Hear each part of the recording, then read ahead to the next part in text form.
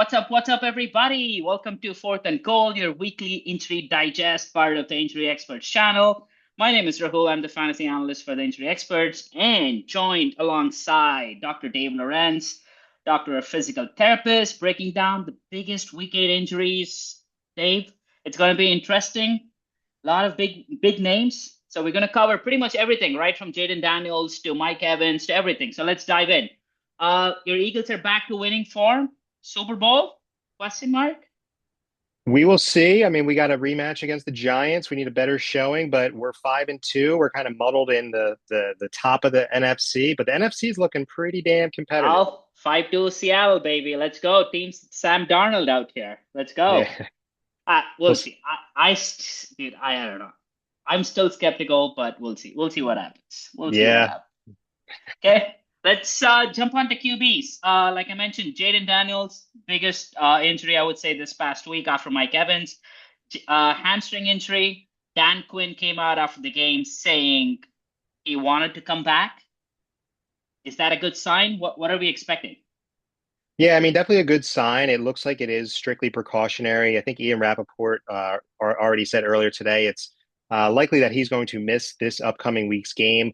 We do know that these soft tissue injuries can linger, especially in these mobile quarterbacks. They rely really heavily on their posterior chain for that explosiveness. Posterior chain meaning back of the leg muscles, hamstrings, calves. So, I think it's really precautionary more than anything. But if this lingers into next week and beyond, then we're looking at maybe a grade 1 or grade 2. But as we know, these younger individuals can heal pretty quickly. I mean, look at Emeka Egbuka. Everyone thought he would be out multiple weeks, and he was able to play and play pretty effectively. So I think really precautionary. I think Washington is just trying to kind of keep their season afloat and just say, hey, rest this week. We need you long term. Okay. Rushing QBs returning from hamstring injuries average 28% fewer rushing yards. So that's interesting. So we'll see what Daniels does when he comes back next week. Okay, moving to Atlanta. Michael Penix, mild bone bruise. Looks scary, but I mean, potential to play this week, maybe next week. Yeah, I mean, bone bruise, nothing structural that you're worried about. It's really just pain tolerance and edema or swelling control that's going to dictate his availability. The biggest thing to think about is, Penix, who's behind him is Kirk Cousins, one of the better, probably backup quarterbacks in the league, and they have a juicy matchup this week against the Miami Dolphins. Regardless of who plays at under center, I mean, you're going to fire up all the skill players. I mean, especially Bijan Robinson. I mean, he's probably going to go off for like 40 plus fantasy points this week against the reeling Miami Yeah. Dolphins. They're just a dumpster fire. Yeah. Plus, he's a pocket QB. He's not going to run a lot. So, Yeah. but yeah, so it's going to be interesting. Okay. Staying in the South, Bryce Young, high ankle sprain. The injury looked pretty scary on the video when the defender just like stomps on him. But maybe like a 1 week, I don't know. It just seems like the reports are mixed. Yeah, I mean, we don't really know a ton yet. I mean, we do these, as you know, Wednesday. So I mean, that's when first initial injury reports are coming out. Re-aggravations are very common with high ankle sprains. This isn't really a 1 week fix, even if he's back, next week and beyond. It's going to linger for a while. Look at Minnesota with JJ McCarthy. It's been lingering for a bunch of weeks for him. So it's something definitely to monitor because as we know, who's the backup with him? You got the Red Rifle, Andy Dalton. Yeah. Mobile QBs of high ankles have 12 to 15% dip in completion percentage. But like, I mean, that's like bad news for McMillan and Leggett had a breakthrough game, but all the numbers came after Andy Dalton was on the field. Yeah. So it's going to be interesting. Okay, another big name, Lamar Jackson, limited practice, potential. I mean, the betting lines say he's going to play. What can we expect? Yeah, I mean, betting lines came out earlier in the week or over the weekend, and it said Ravens were favored by 6.5. And you're thinking, wait, 1-5 or 1-14, whatever they are, facing the Bears. I think people were scratching their heads, but that to me indicates that Lamar is going to play. We'll see how he does the rest of the week. It's one thing to practice, but then it's like, how does your body respond to practice, right? Especially a mobile quarterback that is explosive. If anything, I think they're going to limit his design quarterback runs when he gets back. I think if anything, this is a huge boom to Derrick Henry. and Derrick Henry fantasy owners because now they don't have to stack the box and really say, dare them, okay, Cooper Rush beat us. We're just going to shut down the run. So I think it's going to really open up rushing lanes for Derrick Henry. But if, right now, I think that, Lamar is likely going to play.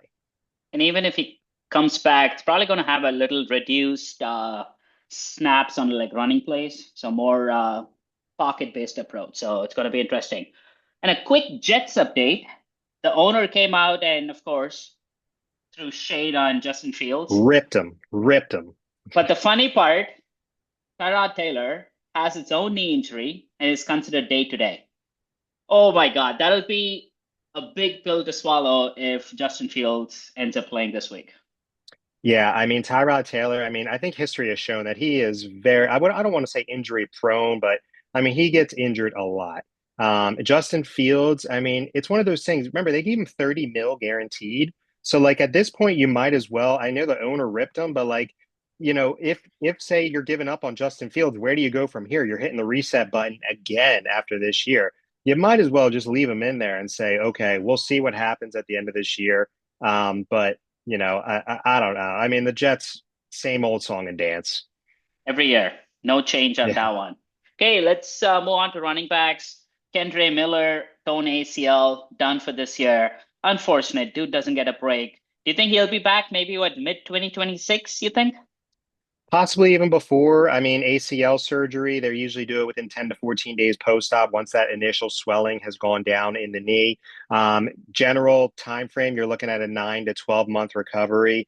I know everyone says, oh, AP came back in 9 months and rushed for like 2,000 yards. AP was an anomaly. Okay, Kendre Miller is So not AP. yeah, it's no surprise there, right? I'm not breaking the news there. But yeah, I mean, I think if anything, it's just a huge bump more to Alvin Kamara. His, volume was slipping a little bit. Kendre Miller was stealing some snaps, but now it's back to the Alvin Kamara show. Maybe Devin Neal gets a couple of snaps there. So that's going to be Possibly, yeah. interesting. Rookie running back. Good Aaron, stash. yeah. Aaron Jones, Minnesota played this Thursday against the Chargers. He had a limited practice yesterday coming back from a hamstring. You think they wait him out this week and bring him back next week? That's what I'm thinking. They're going to release their final injury report later today. It's Wednesday, so that's when we're really going to know is Aaron Jones going to play or not.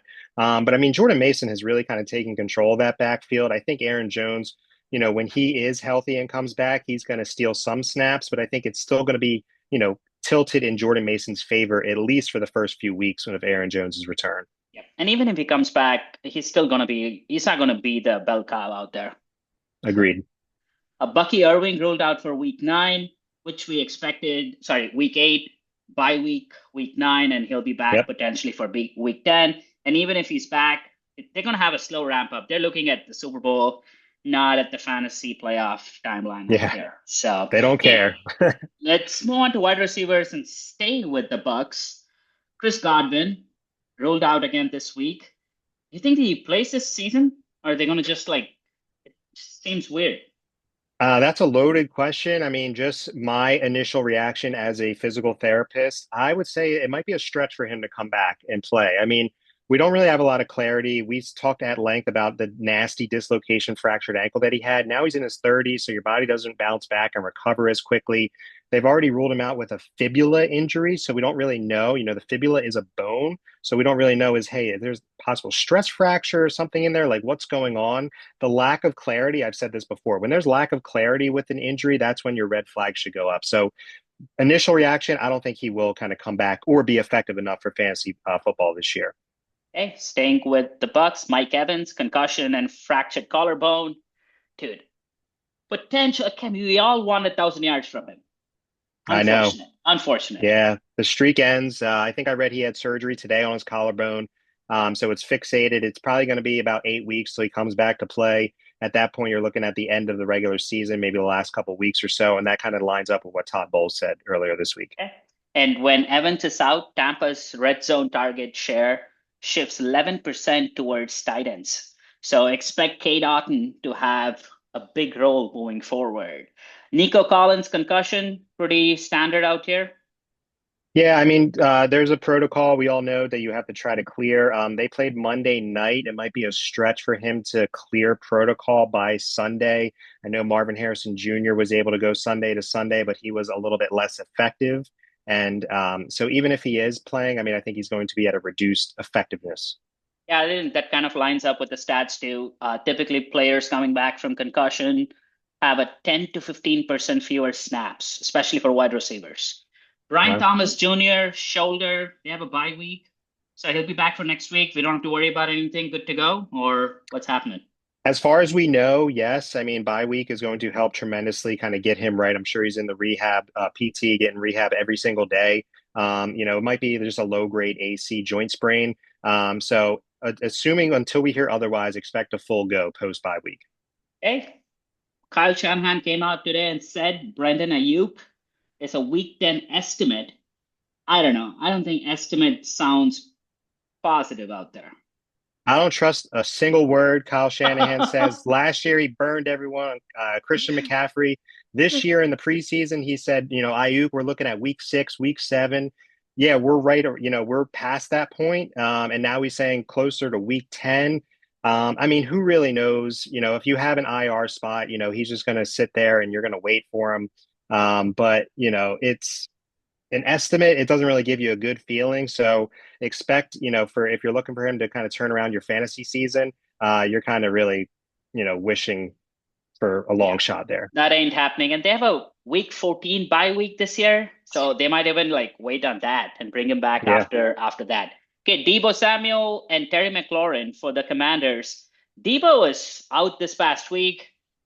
I don't know. It just seems weird. Heel injury and Terry McLaurin quad potential. All the numbers say they'll play this week, but I mean, we don't know till like Friday, I would say. Yeah, I mean, both are trending up. I mean, Dan Quinn, the head coach, has said they're expected to come back to practice, but again, that doesn't really mean anything. It's really how your body responds to practice. Think about, what we said with Terry way back when he got that second opinion, that was a red flag. So clearly, this quad injury was a little bit more serious than led on. But even if they do come back, I mean, don't expect them to just light the world on fire. And okay, talking about some tight ends, Darren Waller, it was a strained pec, but then we just realized they placed him on IR. So his return from retirement ain't going well. So potential he might retire by the end of the season. Yeah, I mean, he was doing well too. For the Dolphins, not many things were going well, but he was this pretty solid tight end. And as we know, tight end in fantasy football is, kind of a rough position to try to get some production from. So usually a strained pec is usually like 2, 3, 4-ish weeks. And the fact that they placed him on short-term IR, he's going to be out for the next 4 games. Ah, bummer, bummer. Okay, did I miss any other tight end injuries? I don't think so. I think we covered David Njoku. David Njoku. That Yep. was Neat. yeah, that's been a little weird there. But again, they're just running the ball with Judkins. Yeah, I mean it's there's he's still kind of day to day. So again, like we've said multiple times before, monitor the practice reports. Wednesday's usually a veteran off day. Like I know some people might say in the comments, me being an Eagles fan, hey, AJ Brown didn't practice today. Same Not a with big deal. DeAndre Swift for Yeah, with the a Bears. groin. Yeah, I Yeah, mean, again, it could be just a load maintenance kind of load management issue. I know that term is more so for the, NBA, but Wednesday's more like a veteran, kind of rest day for these guys. All they really need is a day or two of practice. They're going to be fine. I expect Swift to play. But like you said earlier, Kyle Monangai, I mean, he did well last week. Maybe he could, continue to eat into Swift's load just to I kind don't of know. keep them It just fresh. I it mean, just feels like another Woody Mark situations where we're expecting him to continue and DeAndre Swift comes and smashes. So we'll never inevitably, know. yeah. Yeah.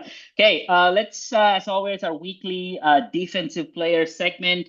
Micah Parsons groin tightness. I don't think that's a big deal. I think he'll play. He had a monster game. Yeah, So, he's but fine. that's yeah. And Patrick Surtain hip questionable. It's considered day to day. He'll like power through, right, to play against the Cowboys. All the Yeah, I'm sure lights he are on him. will. Yeah, I mean, I'm sure he will. He's going to stick, on CD Lamb, follow him throughout the field. Obviously, if you have CD Lamb, you're like, oh, that's a tough matchup, but still, CD Lamb came back, was awesome. Um, And, if anything, I think George Pickens is at a higher kind of volume this week because, of course, with that tough matchup, even with a banged up Surtain, CeeDee Lamb, that's going to be a hell of a matchups. But I think George Pickens could really produce in this game. So if you have George Pickens, you're licking your chops because I think you're in for a big game Yeah. this week. And if Sertan doesn't play, wide receivers get an 18% increase in target share. So that's Wow. pretty crazy stat out there. Okay, that's pretty much it. One more defensive player, Andrew Van Ginkel, is ruled out for Thursday night. So that's a bummer for the Vikings. Okay, if you're setting lineups, remember active doesn't mean full go. So let's see. And keep monitoring all the practice reports, Yep. and we should be all set. Thanks, Dave. Thanks a lot for all the injury analysis. See you guys next week. Good Awesome. luck, everyone. Yep. Take care, guys.